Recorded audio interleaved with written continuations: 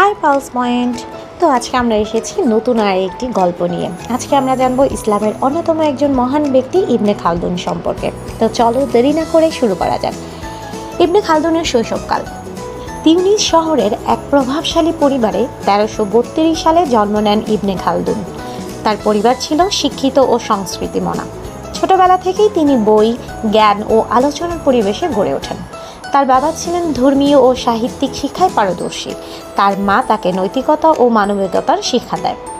শৈশবের দিনগুলোতে ইবনে খালদুন ছিলেন অত্যন্ত কৌতূহলী। তিনি শুধু পড়াশোনা করতেন না, বরং প্রতিটি বিষয়কে মনে করতেন প্রশ্ন আকারে। শিক্ষকরা প্রায় বলতেন, এই ছেলেরই শুধু মুখস্থ করে না, সে বোঝে। কোরআন মুখস্থ করার পাশাপাশি তিনি আরবি সাহিত্য, কবিতা ও দর্শনের প্রাথমিক শিক্ষা লাভ করেন। শৈশবের একটি ঘটনা বলি। একদিন ইবনে খালদুনের শিক্ষক তাকে একটি জটিল আরবি কবিতা মুখস্থ করতে দেন। ক্লাসের অন্যান্য ছাত্ররা কবিতার দৈর্ঘ্য দেখে ভয় পেয়ে যায়, কিন্তু ইবনে খালদুন কবিতার প্রতিটি শব্দের অর্থ খুঁজে বের করে গল্পের মতো করে মনে করেন। পরদিন তিনি পুরো কবিতা সাবলীলভাবে আবৃত্তি করেন। শিক্ষক বিস্ময়ে বলেছিলেন, তুমি শুধু মুখস্থ করছো না, তুমি বোঝার চেষ্টা করছো।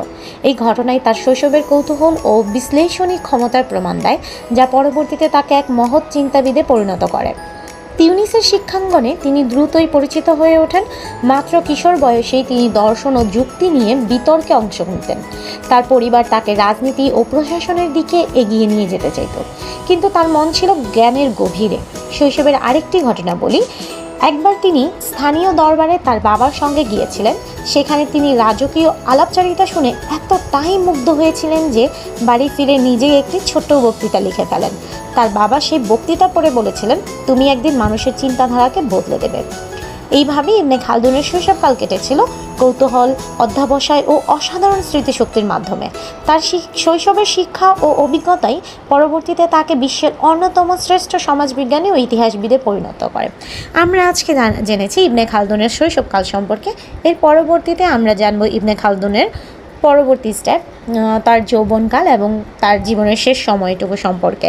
আশা করি আপনাদের এই গল্পগুলো ভালো লাগছে। যাদের এই গল্পগুলো ভালো লাগছে তারা অবশ্যই আমাদের এই পেজটাকে সাপোর্ট করবেন এবং লাইক, কমেন্ট, শেয়ার করে আমাদের পাশে থাকবেন। ততক্ষণে সবাই ভালো থাকেন, সুস্থ থাকেন। আমরা নতুন আরেক পর্ব নিয়ে হাজির হব। আল্লাহ হাফেজ।